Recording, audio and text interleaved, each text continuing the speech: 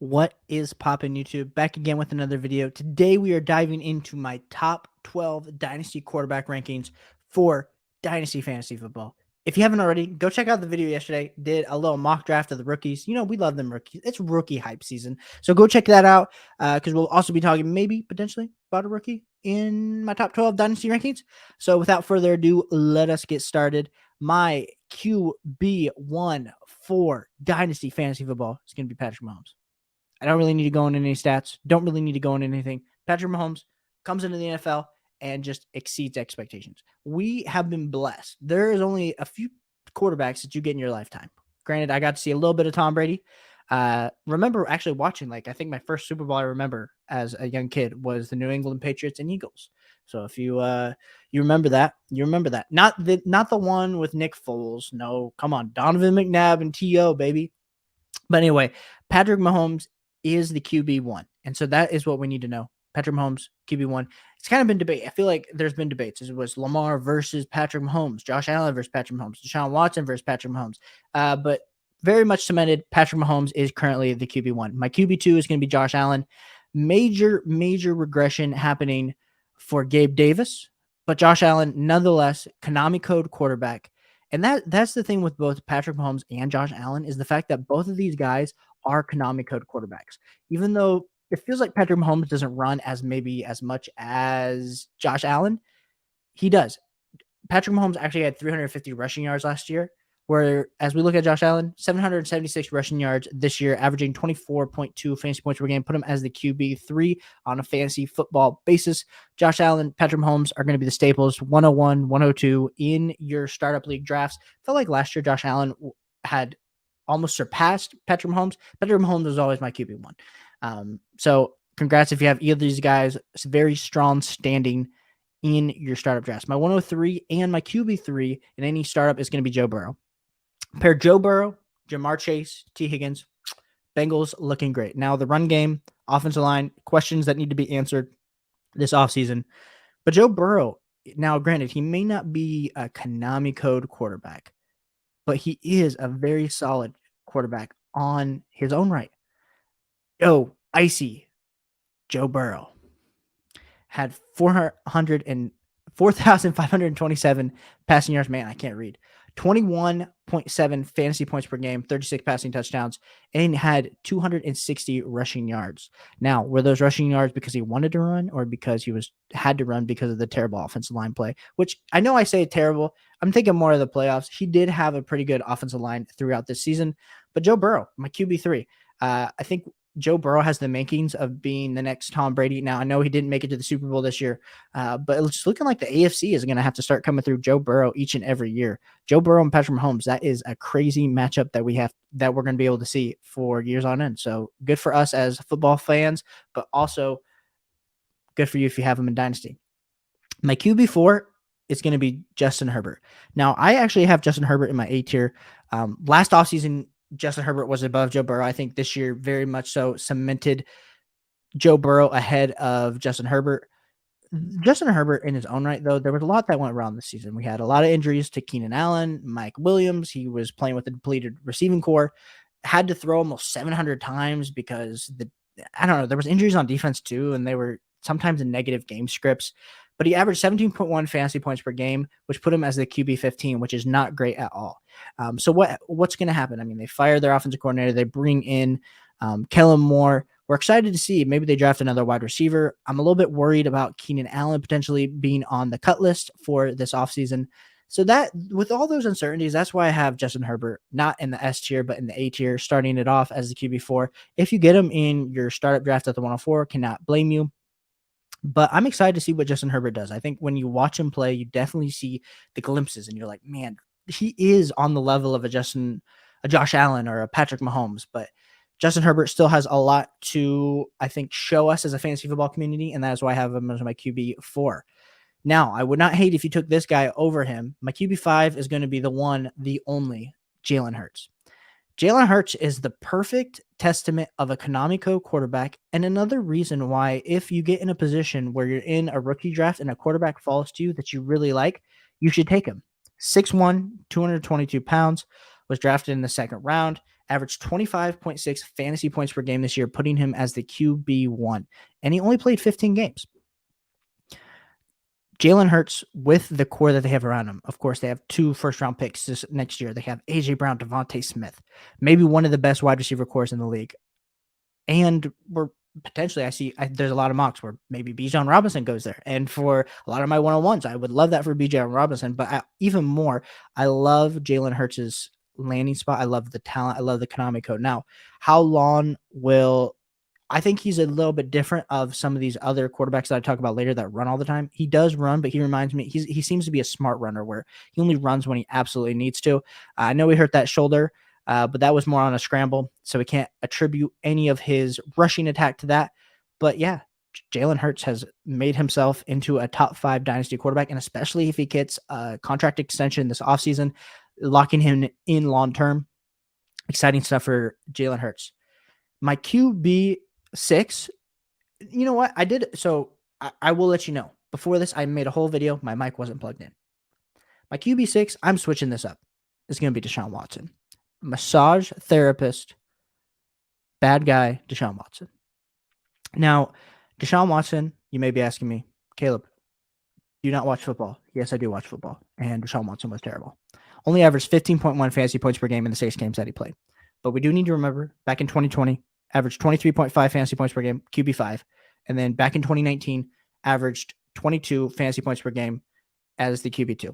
I can attribute this season to rust, to not performing well. Like, I get all that. And so that is what I'm attributing Deshaun Watson's crappy year to.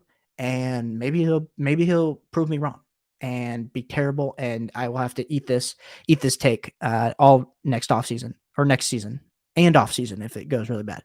But Deshaun Watson, I really like him. I think there's a ton of upside. I think there's a lot of buy low opportunities because you're able to get him at the early part of the second round of your dynasty startups. I've even seen him starting to creep now into the 109, 110 range.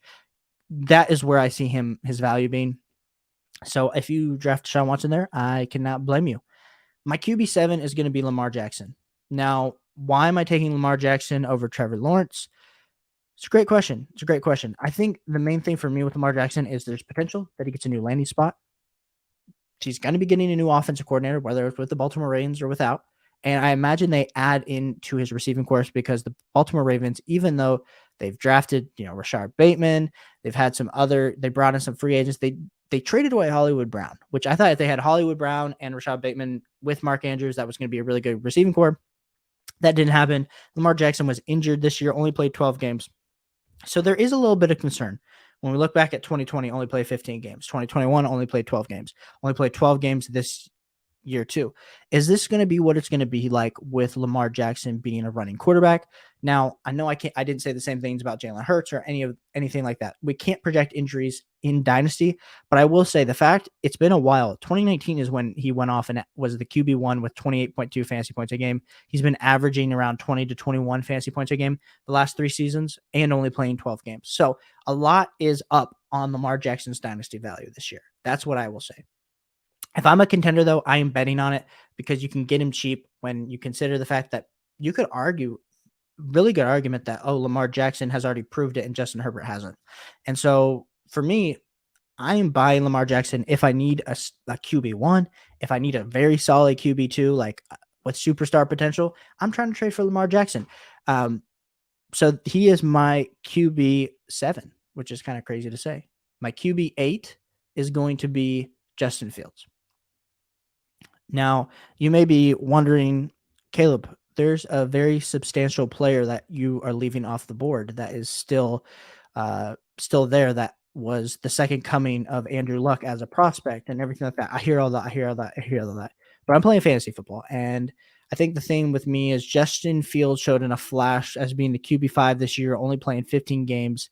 With the fact of the matter is he had to put the Chicago Bears on his back. Any offense came from Justin Fields. So anyway, Justin Fields is my QB8.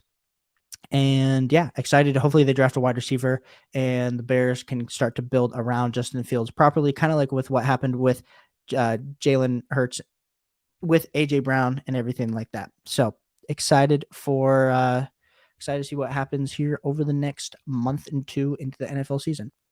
My QB9 is going to be Trevor Lawerence. Now, Trevor Lawerence had his coming out party. He's getting, Calvin Ridley next year. Hopefully they re-sign Evan Ingram. A lot of exciting things that we can look at and say, good stuff for Trevor Lawerence. I don't really have anything negative to say. I really don't, because there's an argument to be made. I've seen Trevor Lawerence starting to go in the top 5 of dynasty startups. And while I understand the sentiment, if we're drafting Trevor Lawerence at high, we also need to be drafting, Justin Fields at high. Very comparable to career path already to Peyton Manning. Averaged only 17.9 fantasy points a game, put him as the QB 12, jumped up from the QB 29 from last year. So he has had that growth. Be interesting to see what we see the next few years as we're looking to see what exactly happens with the Jags. I just don't necessarily love the situation. He already had a ton of weapons this year, and he wasn't able to put like the full picture together. He was a very good quarterback, led him to the playoffs, but I don't think he's of the caliber of like a Deshaun Watson, a Jalen Hurts, a Justin Herbert just yet. So if you can flip Trevor Lawrence for any of these guys ahead of him, I would. And there's a good chance that you could trade, like if you had Trevor Lawrence and you were going after Lamar Jackson, getting like Lamar in a second or something thrown in, because someone might view Trevor Lawrence as a little bit of a safer option. We don't play for safe here. And my channel, at the Caleb Nemi channel, we are going all in on our dynasty quarterbacks. My QB 10 is going to be Kyler Murray. Now, this starts the B tier. Only reason Kyler Murray is this low is the fact that he got injured. The fact that he tore his ACL really prohibits him from, playing next year. Won't really come back until halfway through the season. So even next season's a wash. So if you're a rebuilding team right now, I'm targeting Kyler Murray. He's 25 years old. So really, you're really not looking at him really fully coming back until he's 27. What is the concern is the fact that we haven't seen like a 5'10", 200-pound quarterback come back in and excel at an old age, especially when most of his, play is freelancing, where he's escaping out of the pocket, throwing it down the field. He averaged 18.9 fantasy points this year, put him as the QB 7. The year before was the QB 4 and the QB 3. So we have seen that top 5 upside. Kyler Murray was being drafted right with Justin Herbert, like right there. And so when you're getting this premium of discount with the injury, I'm trying to buy all day on my rebuilding teams. If you can trade the 102 or the 103, if you're not getting Bijan for Kyler Murray, that is something that I am very interested in doing. And even potentially if I had the 101 and I was really, really quarterback needy and I had my 24 pick and I said, hey, listen, next year's going to be a wash. I need a chance. Like the chance that you have Kyler Murray and then you'll have a top pick to get maybe Caleb Williams or Drake May would be super exciting to me. So anyway, Kyler Murray is my QB 10. My QB 11 is going to be CJ Stroud. Now, this might be my Buckeye bandwagon coming up, but I think CJ Stroud is the top quarterback of this class. Now, as a fantasy, football player and dynasty fantasy football player, we suck at projecting these quarterbacks out. And so there's no reason for me that I really, really, really, really, really think that we can say, yeah, CJ Stroud's going to be a stud. CJ Stroud is going to be a stud. But I rest my case on the fact that he's super accurate. He has proven it at the biggest level, and especially with the Peach Bowl, he silenced a lot of doubters, and the fact that he was able to scramble and run, and I think that is what we needed to see out of a 6'2", 6'3" quarterback that is really accurate. So I'm really excited for CJ Stroud and where he lands up. But as always, then my QB 12 is going to be Bryce Young. So like we said, a lot of people are debating the Bryce Young, CJ Stroud thing. My thing with Bryce Young, okay, Kyler Murray's an outlier. We've seen Kyler Murray perform. We typically don't see the Kyler Murrays, the Drew Breeses, the Bryce Young of the world actually perform on a fantasy football level. So that is why I'm banking on the prospect profile a little bit on CJ Stroud over the Bryce Young, even though we have seen the glimpses of Bryce Young have that superstar potential. I'm just worried if he clocks in at 5'8" or 5'9" and he weighs 195 pounds, that we're going to be a little bit nervous about drafting him. Wouldn't even surprise me at all if when we get to the rookie drafts, we're looking at drafting Anthony Richardson or Will Levis over Bryce Young. But we've seen it on the biggest stage in the SEC with Alabama, so can't blame it at all. I think if he goes top 5, Bryce Young gets cemented here as my QB 12. My QB 13, I said 12, but we're going to give you a few more. My QB 13 is going to be Trey Lance. We look last year, of course, played in the Bears game, was nasty weather, didn't get to see a lot, and then he tore his ACL. If we see what Brock Purdy's doing in this offense, of course we know that Trey Lance is going to exceed in this offense. If I'm anywhere in the 107 to 19 range and I can offer up my first and I can get Trey Lance, and even if I have to throw in a second or something, I am doing that all day to get Trey Lance. I love me some Trey Lance. I love the Konami code quarterback.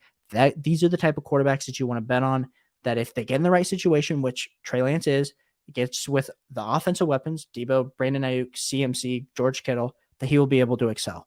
And I believe Trey Lance, with the capital investment they have in him, 3 first-round picks, that he will get a chance to start this next year. And I believe that if he starts and performs, which he should do, because we saw Brock Purdy perform, even Josh Johnson looked okay, and he hadn't been in all the time in their last playoff game.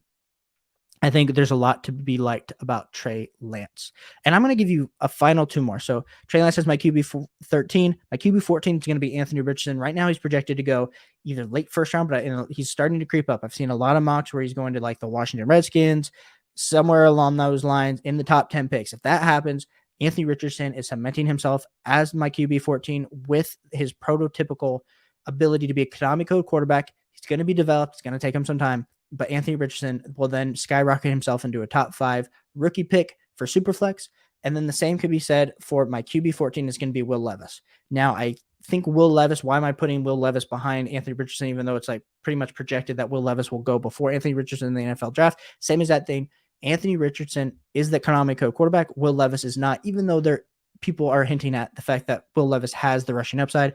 I've seen it, but it's the same thing. Like I feel like CJ Stroud is a better athlete than Will Levis is. And maybe they'll show me wrong in the NFL Combine, but excited to see Will Levis perform. I think all of the 4 of these rookie quarterbacks, like I said, are in my top 15 dynasty quarterbacks. So that says a little bit something about all the old quarterbacks, all the old guard of Aaron Rodgers, Russell Wilson.